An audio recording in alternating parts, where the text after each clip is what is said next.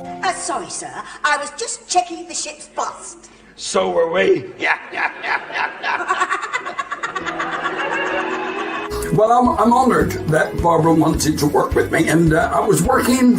See what happened? I was doing some Des O'Connor shows on television, Des Mel or something.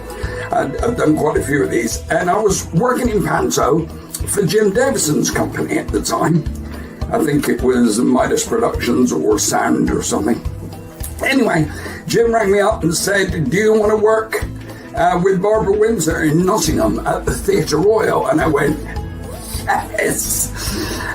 So he said she'd rung him and said she wanted the guy from Des O'Connor, Andy Ford, she wanted him as her Buttons in Cinderella at Nottingham Theatre Royal. Well, I was dancing around the house when I got that news.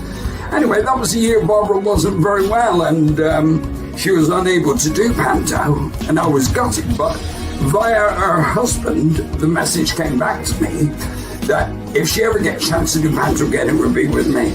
Anyway, years down the line, I hear that I will be working with Barbara Windsor at the Bristol Hippodrome. I think it was 2010-11, that season.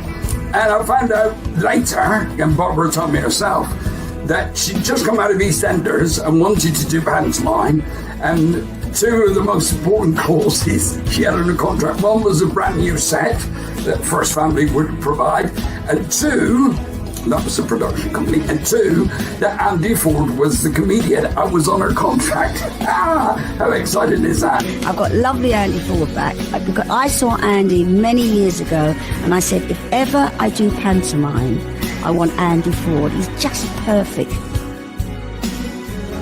Oi, Barbara, what's a star like you doing in a place like that? Oi, cheeky. You're supposed to be starring in Dick Whittington. You're right. Hello. Hang on, I'm in it too. Dick Whittington, the brand new comedy pantomime at the Bristol Hippodrome. She used to come into my dressing room pre-show, because we were both there early, because we're sort of older pros and, you know, don't like the rushing around. I like to get there plenty of time. Having said that, I always leave it fairly late to get changed, because I like the excitement of quick, a few minutes, and like that. But we got there early and just relax, a cup of tea, cup of coffee, and she used to come into my dressing room and sit on the sofa with me and tell me all about the Carry On films. What a bonus that was, telling me about the characters, what they were like to work with. And it was just a joy. We'd sit there for what seemed like hours, I'm sure it wasn't, but we'd just sit there yapping away. And all this wonderful knowledge and experience she was imparting to me. And it was great. And we did the show, and it was a huge success. It was Dick Whittington at the Bristol Hippodrome. And I got to tell you this is how much she cares. She doesn't suffer fools, but she's the loveliest of ladies and just wants you to do well. And every night, Eric Potts wrote the script, and every night there was a bit where I was caught in front of the cloth, supposedly by accident, and went into a stand-up routine. You know, no one else is on the stage, I'll keep going, that sort of thing. So I used to do this routine every night, and we did about 52 shows. Every night, if I look over stage right, in the wings was Barbara Windsor watching me. She watched every routine I did in that spot for 52 shows. And because she enjoyed watching me work, and, you know, she was keen that it went well, was listening to the audience reaction. And one night I came off stage and she said, you changed the word in there, darling. Sound a bit dim, isn't it? Change the word in there, darling. I said, I did, actually, Barbara, yeah. She said, did you think it was funnier? And I said, well, yeah, I think it worked pretty well. And she went, all right. In other words, keep it the way it was working. If it ain't broke, don't fix it.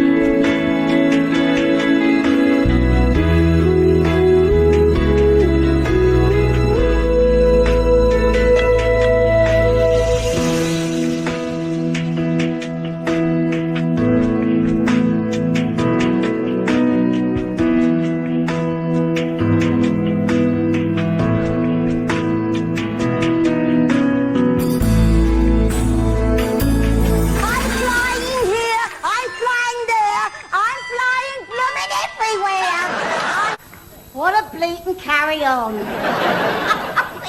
They wanted me to fly Virgin. Me, Virgin! Oh, yes, God help us, that's Virgin on the bleeding ridiculous, isn't it? The first job I ever got when I was 13 was in pantomime at Golders Green Hippodrome. I was one of the babes, Ada Foster babes, very well known at stage school. I went for just a year. And because I was so little, she stuck me on the end of the line, which I was furious about. I thought, no one's going to see me.